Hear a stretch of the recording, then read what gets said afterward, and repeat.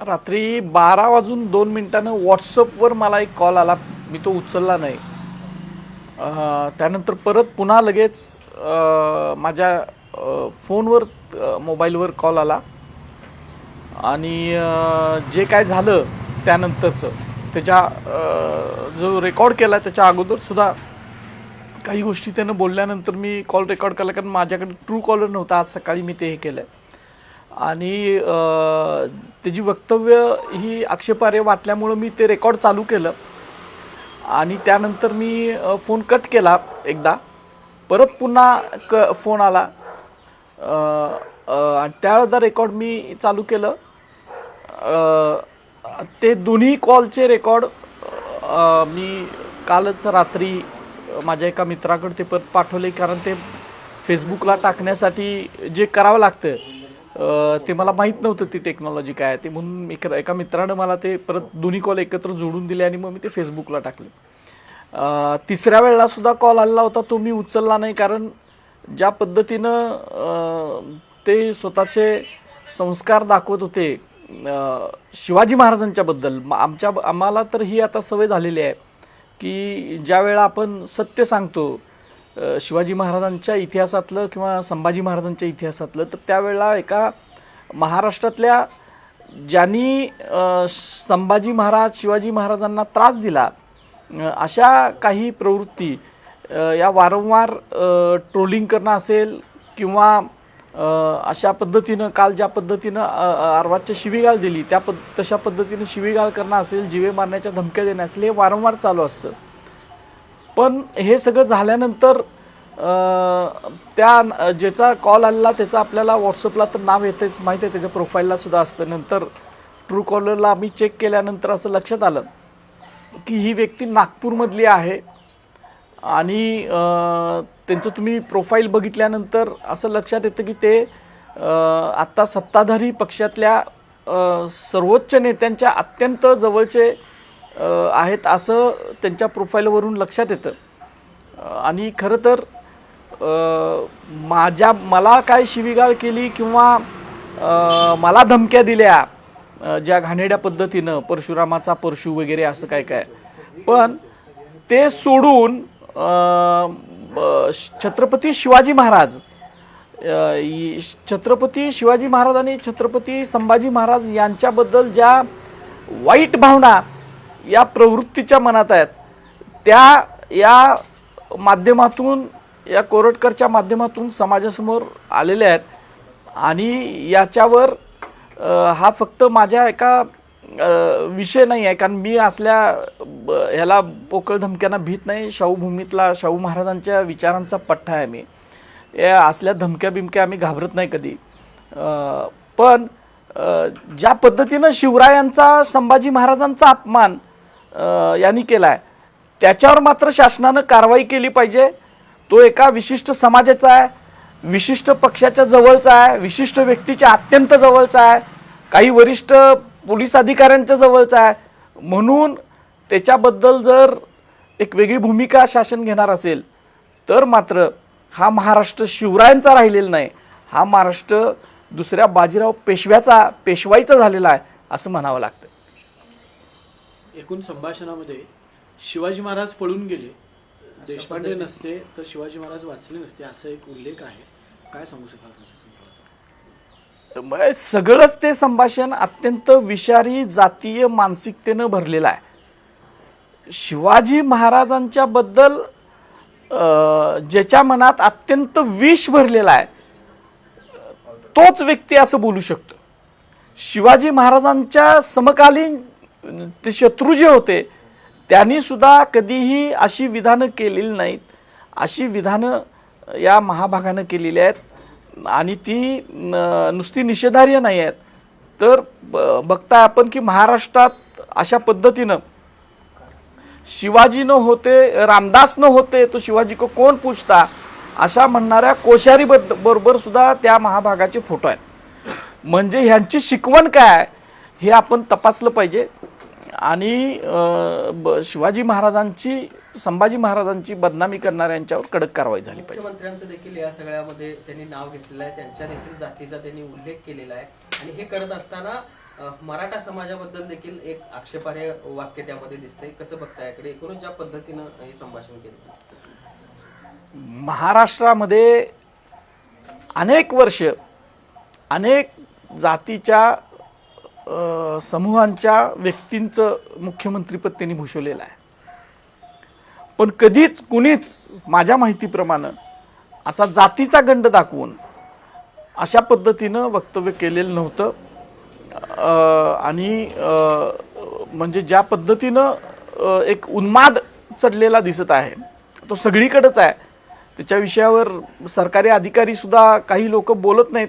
सरकारी अधिकारी सांगू शकतील, सामाजिक कार्यकर्ते सांगू शकतील की ज्या पद्धतीनं उन्मादी पद्धतीनं एखाद्या जातीचं राज्य आलंय अशा पद्धतीनं काही लोकांना वाटत आहे.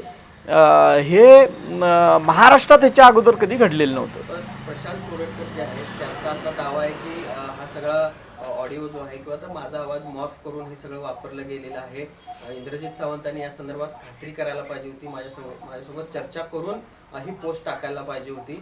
मी तर या सगळ्या संदर्भात राज्य सायबर सेलकडे तक्रार करणारच आहे, मात्र तुमच्या विरोधात देखील अब्रू नुकसानीचा दावा दाखल करणार आहे त्यांचं म्हणणं. माझ्या विरोधात अब्रू नुकसानीचा दावा दाखल करायला माझ्याकडे फोनवर जे ट्रू कॉलरला नंबर माझ्याकडे आलेला आहे त्यानं स्वतः नाव सांगितलेलं आहे त्याच्यात. आता त्याच्यापेक्षा आणि जास्त काय असू शकतं. एवढंच नाही तर फेसबुकला पोस्ट सुद्धा केलेली आहे, माझ्या नावानंच केलं आहे, माझा फोटो टाकून केलेला आहे. त्यांच्याच फेसबुक त्या एक्सवर काय असतं ना त्याच्यावर पोस्ट आहे. मग त्यामुळं आता परत चोराच्या उलट्या बोंबा अशा पद्धतीनं जर कोण काय करत असेल तर मला त्या प्रशांत मला धमकी दिली आणि ह्याच्याबद्दल मला काय बोलायचंच नाही आहे. तो विषय नाही. शिवाजी महाराजांच्या बद्दल जर असं कोण बोलत असेल आणि समजा ते म्हणत असतील की मी असं बोललेलो नाही आणि काय नाही, तर मग गृहमंत्री महाराष्ट्राचे काय करतात हा मोठा प्रश्न आहे. तुमच्या मनामध्ये ब्राह्मण द्वेष आहे, त्यामुळे तुम्ही ब्राह्मणांच्या संदर्भात विखारी प्रचार करताय, खरा इतिहास सांगत नाही अशा प्रकारचा आरोप तुमच्यावर केला जातोय. ते स्वतः त्या ह्याच्यामध्ये करताना दिसतात. तुम्ही इतिहास मांडताना नेमकं काय मांडताय? आता संभाजी महाराजांना संगमेश्वरला मुकरब खानाला च्याकडे कोणी पकडून दिलं या संदर्भातलं हे जे मी मांडणी केली ती मांडणी ही पुराव्याच्या आधारावर त्यावेळेला फ्रान्सिस मार्टिन नावाचा जो एक व्यक्ती पॉंडिचेरीचा गव्हर्नर होता त्याच वेळेला त्याने त्याची डायरी लिहिलेली आहे. त्याच नंतर ती लगेच प्रकाशित झालेली आहे. ती फ्रेंचमधली आहे. ती तिचं इंग्लिश भाषांतर हे जवळजवळ 100 वर्षापूर्वी झालेला आहे. तो संदर्भ फक्त मी सांगितला आहे. आणि फ्रान्सिस मार्टिनला मी सांगायला गेलेलो नव्हतो की त्याच्यात ब्राह्मण सरकार करून आणि संभाजीराजांना पकडून दिलं असं सांग आणि लिही म्हणून, कारण 350 वर्षापूर्वी मी कसं जाणार त्याच्याकडे सांगायला. ही गोष्ट इतिहास मांडत असताना जसंच्या तसं मांडलं पाहिजे असं माझं मत आहे. याच्यामध्ये कुठलाही ब्राह्मण द्वेष आणि हे नाही. माझी तुम्ही जर सगळी पुस्तकं जर काढून बघितला तर मी जिथं जिथं जे जे आहे इतिहासात ते मी पुराव्यासह मांडत आलोय. तुम्ही सगळे व्हिडिओ सुद्धा काढून बघा, पुराव्यासह मांडत आलोय. पण काही लोकांना जर वाटत असेल की मी अशा पद्धतीनं खरा इतिहास सांगितल्यानंतर एखाद्या समाजाचा द्वेष करतोय तर तो त्यांचा प्रश्न आहे, तो माझा प्रश्न नाही आहे. यानंतर आता काय तुमची मागणी असणार आहे सरकारकडे आणि स्वतःसाठी सुरक्षेची मागणी तुम्ही करणार आहात? माझी सुरक्षा करायला मी स्वतः खंबीर आहे. मला सुरक्षा दिली तरी नको आहे, कारण मी शिवाजी महाराजांचा, मी काय सांगितलं म्हणजे शाहू महाराजांचा पट्टे आहे. आम्ही अशी सुरक्षा बिरक्षा घेऊन फिरत नाही. पण शासनानं शिवाजी महाराजांच्या बद्दल जर असं वक्तव्य कोण करत असेल तर त्याच्यावर त्यानं कडक कारवाई शासनानं केली पाहिजे अशी मागणी आहे. संभाजी महाराजांसंदर्भातला त्यात एक उल्लेख आहे की मूळ संभाजी तुम्ही जे आता दाखवत आहे त्याच्यापेक्षा वेगळे संभाजी, अय्याश संभाजी होते अशा पद्धतीत हे वक्तव्य त्यांनी केलेलं आहे. छावा चित्रपट आल्यानंतर संभाजी महाराजांसंदर्भातला जो इतिहास आहे तर ती गरळ आहे की काय आहे, लोक काय समजू शकतात? खरा इतिहास पोहोचला जातोय त्याच्यामुळे कुठतरी बघा, संभाजी महाराजांची बदनामी, संभाजी महाराजांना औरंगजेबानं एकदा हालहाल करून मारलं. पण संभाजी महाराजांच्या काळापासून संभाजी महाराजांचं चारित्र्यहनन करणं आणि त्यानंतर जवळजवळ 300 वर्ष संभाजी महाराजांच्याबद्दल नाटक, सिनेमा या माध्यमातनं ज्या प्रवृत्तीनं, ज्या लोकांनी, ज्या समूहानं त्यांची बदनामी केली, त्याच समूहातला माणूस हा आहे. त्या समूहातल्याच व्यक्तींची नावं घेऊन तो सांगतोय की हिनी इतिहास असा केला, तसा केला. आणि परत पुन्हा एकदा संभाजी महाराजांचं सिनेमाच्या माध्यमातून असेल किंवा संशोधकांच्या माध्यमातून असेल एक चांगलं चरित्र लोकांसमोर जात असताना परत ते गढूळ कसं करायचं याचा प्रयत्न काही मंडळी पुन्हा करायला लागलेत. आणि त्याची सुरुवात नागपूरमधनंच व्हावी आणि नागपूरमधनंच ती सुरुवात व्हावी हा एक वेगळा योगायोग अमृत काळातला आहे का असं म्हणलं जायला पाहिजे. बाजूला जयशिंगराव पवारांना सुद्धा पत्र आली होती, पानसरेंना पत्र आली होती. आता तर तुम्हाला फोनवर आणि सोशल मीडियावर अशा पद्धतीची धमक्या येतात. तर राज्य शासनाने याच्यावर काय करावं हे तुम्ही सांगितलं, पण वैयक्तिकरित्या अशा पद्धतीच्या धमक्या सहज घेण्यासारख्या आहेत? बघा, आपण माझ्या डोळ्यासमोर आपण बघितलं की शिवाजी महाराजांचा खरा इतिहास सांगितला म्हणून कोल्हापूरचेच आमच्या पानसरे अण्णांना मारले. कलबुर्गी साहेबांनी प्राचीन काळातले अनेक संदर्भ दाखले दिले म्हणून त्यांची हत्या, खून केला. दाभोळकर सरांनी ज्या पद्धतीनं ते समाजाचे प्रबोधन करत होते त्यामुळे त्याचा खून केला. त्यामुळे मला असं वाटत नाही की शासन याच्यावर काय करू शकतं. या प्रवृत्तीलाच चाप लावला पाहिजे. आणि वैयक्तिक सुरक्षा आणि हे मी मगाशी सांगितल्याप्रमाणे माझं मी स्वतः खंबीर आहे. अनेक माझे सहकारी, भाऊबंद, मित्र सक्षम आहेत की आमची सुरक्षा करायला. मुख्यमंत्री ब्राह्मण आहेत आणि ब्राह्मणांचं सध्या राज्य आहे, ब्राह्मण काय करू शकतील अशा पद्धतीचं त्यामध्ये वक्तव्य आहे. कसं बघता एकंदरीत मुख्यमंत्र्यांच्याच नावाने तुम्हाला बोललं जातं? आता त्याची दखल खरं तर मुख्यमंत्र्यांनी घ्यायला पाहिजे आणि त्यांनी या अशा महाभागांच्यावर कडक कारवाई करून दाखवून दिलं पाहिजे की आपण सर्व समाजाचे आहोत. मग अशी सांगितल्याप्रमाणे महाराष्ट्रात अनेक वेगवेगळ्या जातींचे मुख्यमंत्री झालेले आहेत, पण त्यांनी अशा पद्धतीनं एखाद्या समूहाला पाठीमागं घालायचं काम केलेलं नाही. आणि मला वाटतं की हे मुख्यमंत्री सुद्धा तसं करणार नाहीत. जरी काही व्यक्ती त्यांच्या जवळची असली तरी ते त्याच्यावर कारवाई करतील. सर्वोच्च पदावर असलेल्या लोकांच्या बरोबर ह्या व्यक्तीचे फोटो आहेत किंवा त्याचे संबंध आहेत असं त्याच्या एकूणच फेसबुक पोस्टवरून असं दिसतंय, असं तुम्ही म्हणताय. कोणाकोणासोबत फोटो आहेत आणि मग अशा परिस्थितीमध्ये कारवाई योग्य पद्धतीनं होईल असं वाटतं का तुम्हाला? महाराष्ट्र राज्याच्या मुख्यमंत्रीपदावर आणि गृहमंत्रीपदावर बसलेल्या माणसानं महाराष्ट्राचा पुरोगामी विचार आणि शिवाजी महाराजांचा जो विचार आहे तो टिकवला पाहिजे, म्हणजे सगळ्यांना एकत्र घेऊन जाण्याचा. आणि ज्या पद्धतीनं त्याची प्रोफाईल बघितल्यानंतर ते वेगवेगळ्या लोकांच्या, महनीय व्यक्तींच्या, ज्यांनी शिवाजी महाराजांच्याबद्दल तारे तोडलेले आहेत, वेगळ्या पद्धतीनं अपमान केला, बरोबर त्याची जी उठबस आहे किंवा त्याची जी काही लगट आहे त्याच्यामुळं अपेक्षा तर मला कारवाईची काही नाही आहे की ते करतीलच. पण आपण लोकशाहीमध्ये अशा व्यक्तींच्यावर कारवाई करा अशी मागणी तरी करू शकतोय. आणि माझं काम जे सत्य इतिहास सांगण्याचं आहे, शाहू महाराजांचा त्यांच्या मुद्रेवरचा मोठो होता सज्ज सत्यम, म्हणजे सत्यासाठी सज्ज राहणं आणि खरा इतिहास सांगणं, तो चालू राहणार आहे. खरा इतिहास सांगणाऱ्यांना अशा पद्धतीच्या धमक्या येणं म्हणजे इथून पुढे आता न बोलणं असा संदेश त्यांना द्यायचा आहे का? अनेक लोक, आत्ता तुम्ही अनेक ज्येष्ठ व्यक्ती बघितल्या, तुम्ही तर मीडियामधली सगळे मंडळी आहात, ते अनेक ज्येष्ठ व्यक्ती कुठल्याही अशा विषयावर जी 20-25 वर्षापूर्वी खुलून लोक बोलत होती ती आता बोलत नाही आहेत. कारण ज्या पद्धतीनं उदाहरणं सेट करून दिलेली आहेत पानसरे, दाभोळकर, कलबुर्गी, गौरी लंकेश यांची, त्यामुळं लोकांनी खरं व्यक्त झालं पाहिजे.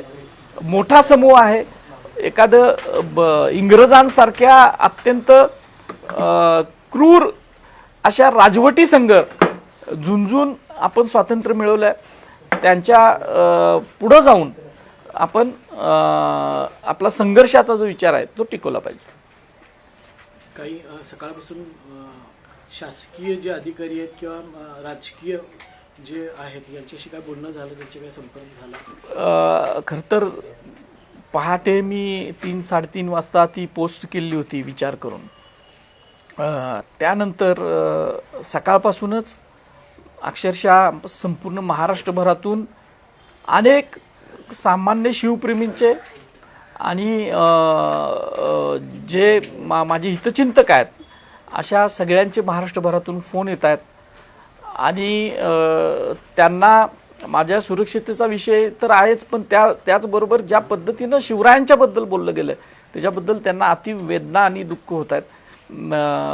सगळ्यांच्याच फोन आता मी घेऊ शकत नाही, कारण खूपच आता तुम्ही बघताय की कंटिन्यू चालू आहे. पण त्यातल्या ज्यांच्या संग बोलणं ज्या वेळा शक्य होईल तेवढं मी बोलतोय. एवढंच आहे विषय. पण तुम्ही त्या दाव्यावरती अद्यापही ठाम आहात का? धमकी आल्यानंतर तो दावा काय बदलला जाणार आहे का? संभाजी महाराजांचा जो इतिहास संदर्भासह सांगितला गेलेला आहे तो मी बदलायचा संबंधच येत नाही, कारण इतिहास कधी बदलत नसतो. इतिहास हा इतिहास असतो, तो त्यावेळेला लिहिलेली गोष्ट आहे, ती मी फक्त सांगितलेली आहे. त्या संदर्भ साधनांचं विश्लेषण करणं, त्याची सत्यता ठरवणं हा इतिहासाचा एक भाग आहे. आणि त्याच्याबद्दल सुद्धा मी नंतर सांगितलेलं आहे की सुरेंद्रनाथ सेन ज्यांची पुस्तकं महाराष्ट्र शासनानं सुद्धा छापलेली आहेत, त्यांनी सुद्धा मी जो काय दावा त्या मार्टिनच्या डायरी संदर्भात केला आहे त्याच्याबद्दल काय म्हटलंय आणि महाराष्ट्र शासनाचेच छापलेल्या पुस्तकांमध्येच मार्टिनबद्दल सुरेंद्रनाथ सेनांनी काय म्हटलंय हे सगळ्यांनी बघितलं पाहिजे. आणि मग मी जे काय सांगतोय त्याची सत्यता लोकांना पटवली. ज्यांनी हा फोन केला त्याच्या पाठीमागे दुसरा आका असण्याची शक्यता आहे का? कारण त्यांच्या फोनमधून वारंवार असं दिसत होतं की त्याला अर्धवट माहिती आहे आणि तुम्हाला माहिती आहे की तुम्हीच लिहिलंय की अशा पद्धतीचा उल्लेख असायचा, त्यामुळे अर्धवट माहितीवर त्यानं हा फोन केला होता. त्याला माहित नाही की मी काय बोललोय आणि कशाबद्दल बोललोय. तो इंग्रजांचं नाव घेत होता. ही मी जे काही संदर्भ दिला आहे तो फ्रेंच मार्टिन डायरीचा दिला आहे, फ्रान्सिस मार्टिनच्या डायरीचा दिला आहे. खरं तर इथं सांगायला काय हरकत नाही की संभाजी महाराजांच्या या पकडून देण्याचे जे काय आपला सगळं विषय आहे त्याच्याबद्दल फक्त फ्रान्सिस मार्टिनची डायरीच आपल्याला सांगते आणि एक इंग्रजांचं एक कोटेशन आहे फक्त. पण त्यावेळेला अनेक परकीय लोकांच्या वखारी आपल्याकडे होत्या, अनेक व्यापारी होते. त्याच्यामध्ये डचांचा उल्लेख आपल्याला अजून उजेडात आलेला नाही आहे, पोर्तुगीजांचा उल्लेख अजून उजेडात आलेला नाही आहे. इंग्रजांच्या ज्या फॅक्टरी रेकॉर्ड्स होते ते नेमके याच वर्षाचे गायब झालेले आहेत. एवढंच काय तर औरंगजेबाचे जे अखबारात होते ज्याच्यामध्ये डे टू डे नोंदी असायच्या महत्त्वाच्या, ते गायब झालेले आहेत. फक्त या इन्सिडेंट्स बद्दलचीच कागदपत्र जगातल्या आर्काइव्हमधनं गायब कशी झाली याचा सुद्धा शासनानं एक कमिटी नेमून शोध घेतला पाहिजे आणि मग त्यावेळेला मार्टिनच्या या नोंदीचं महत्त्व आपल्याला समजून येईल. पण बायोलॉजिकल फादर ऑफ शिवाजी हे तुम्ही का सांगत नाही असा त्यांचा आरोप आहे. ते अत्यंत घाणेरडं आणि विकृत जेम्स लेननं जे लिहिलेलं होतं तेच परत ह्यांच्या मनात आहे. तो घाणेरडा उल्लेख आम्ही का करावा वारंवार? ज्या वेळेला सांगायचं त्यावेळेला खुलून सांगितलेला होता लोकांना समजावं म्हणून. आता ते इतकं घाणेरडी गोष्ट वारंवार सांगावी अशी या नालायकांची भावना आहे, ती आम्ही सांगणार नाही. कारण तो इतिहास नाही, ते खोटा आहे. शिवाजी महाराजांची जिजाऊंची चारित्र्य हनन करण्यासाठी ज्या गोष्टी आहेत त्या वारंवार आपण सांगू नयेत एवढी सुद्धा अक्कल या लोकांना नाही आहे. म्हणजे त्यांच्या मनात काय आहे हे आपल्याला त्यावरून दिसून येते. किती मराठी एक व्हायचं ते व्हा, आम्ही ब्राह्मण तुम्हाला ताकद दाखवू, यावरून त्यांना नेमकं काय सांगायचंय, काय वाटतंय तुम्हाला? आता ते मराठे किती एकत्र व्हायचे आणि काय करायचं ते मराठा समाज ठरवेल. पण हा जो एक उन्माद चढलेला आहे की आम्ही आता सर्व सत्ताधीश झालेलो आहोत आणि आमचं कोण काहीच करू शकत नाही, ह्या उन्मादातूनच तो इतका खुलेपणानं फोनवर बोललेला आहे आणि एवढी धमकी दिलेली आहे त्यांनी. आणि त्यामुळं मराठे जे आहेत, मराठा समूह जो आहे ते याला ताकदीनं उत्तर देईल आणि ते कृतीतनं देईल एवढंच मला म्हणायचं. तर या फोनचा मूळ उद्देश संभाजीराजेंना धरून आहे. चित्रपट छावा सुद्धा आता प्रदर्शित झालेला आहे. यावरून 1-2 दिवसापूर्वी पुन्हा एक वाद निर्माण झाला की शिर्के बंधूंनी संभाजीराजेंना पकडून दिली. या संदर्भातला एक वाद होता आणि दिग्दर्शकांनी त्यांची माफी सुद्धा मागितली. नेमका खरा इतिहास शिर्के बंधूंसंदर्भातला काय आहे आणि छावामध्ये मांडलेला आहे ते सांगा. त्याच्यावर मी याच्या अगोदर सुद्धा बोललेला आहे की शिर्के घराणं जे आहे ते पहिल्यापासून स्वराज्यनिष्ठ होतं. शिवाजी महाराजांनी ज्या वेळेला शृंगारपूरचं सुर्वे जे होते त्यांना जिंकलं, त्यानंतर पिलाजीराव शिर्के हे 1656च्या मध्येच शिवाजी महाराजांना सामील झालेले होते, शिवाजी महाराजांच्याकडे होते. त्यावेळेपासून त्यांचे बेटी व्यवहार झालेले आहेत. म्हणजे शिवाजी महाराजांची कन्या राजकुमार बाईसाहेब यांचा विवाह पिलाजीरावांचे जे गणोजी शिर्के आहेत त्यांच्याशी चिरंजीव त्यांच्याशी झालेला होता आणि संभाजी महाराजांचा विवाह हा गणोजीची जी बहीण आहे येसुबाई साहेब त्यांच्याशी झालेला होता. त्यामुळे हे बेटी व्यवहार झालेलं हे घराणं आहे. त्याच्यामध्ये संभाजी महाराजांच्या काळात यांचे मतभेद झाल्यामुळं कान्होजी शिर्के नावाचे एक शिर्के औरंगजेबाकडं हा 1682लाच गेलेला होता आणि गणोजी शिर्के हे 1688ला हे मोगलांच्याकडे गेले. पण या सिनेमामध्ये ज्या पद्धतीनं दाखवलेलं आहे की गणोजी शिर्के आणि कान्होजी शिर्के हे मुकर्रब खानाला कोल्हापूर ते संगमेश्वर पर्यंतचा रस्ता दाखवतात स्वतः मशाल घेऊन आणि तिथून परत संगमेश्वर ते औरंगजेबाची छावणी इथंपर्यंत घेऊन जातात. याच्या विषयावर इतिहासातला कसलाही संदर्भ उपलब्ध नाही आणि जे संदर्भ आहेत ते आपण सांगतो, जे नाहीत ते आपण सांगू नयेत असं माझं मत आहे. आणि सिनेमामध्ये भाकड कथेच्या आधारावर ते लिहिलं आहे. एवढंच काय, सोयराबाई साहेबांना सुद्धा एक खलनायिका दाखवलेला आहे आणि कालच एक दुसरा त्यांचा एक व्हिडिओ जो सिनेमात नाही तो आला आहे बघा, की जे नाही आहे ते तुम्ही दाखवू नये. कारण आपल्या इतिहासाचं नुकसान या कथा कादंबऱ्या आणि सिनेमामधनं जास्त झालं आहे आणि खास करून शंभूराजांच्या इतिहासाचं नुकसान त्याच्यातून झालं आहे. त्यामुळं हे दाखवू नये असं आमचं मत आहे. देश विदेशातील प्रत्येक घडामोडींचे लाईव्ह अपडेट मिळवण्यासाठी आता साम टीव्हीच्या सर्व सोशल मीडिया प्लॅटफॉर्मला लाईक, फॉलो आणि सबस्क्राईब करा. तसंच सर्व नोटिफिकेशनसाठी बेल आयकॉन प्रेस करायला विसरू नका.